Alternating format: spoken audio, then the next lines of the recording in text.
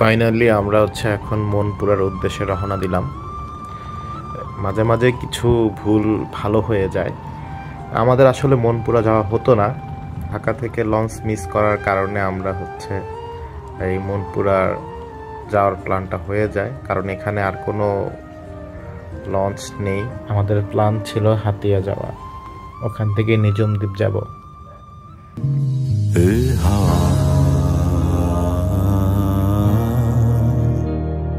আমায় নেবে কত দূরে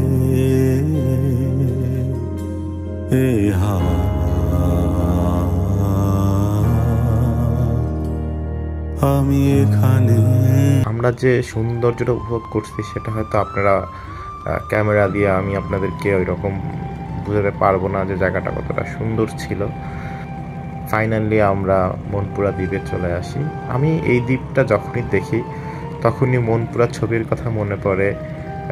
আমরা তখন ছোট ছিলাম যখন মনপুরা ছবিটা বের হয়, মানে এক কথায় অসাধারণ ছবি। এই ছবির জন্যই আসলে আমরা এখানে আসা, ছবির শুটিংটা এখানে হয়েছিল।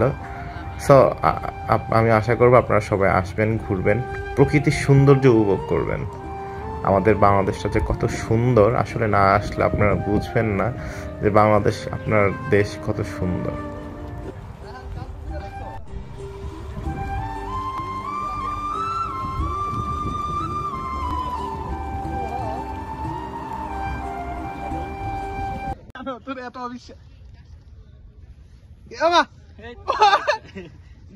আমি তোর উপরে উঠে দেখি তাহলে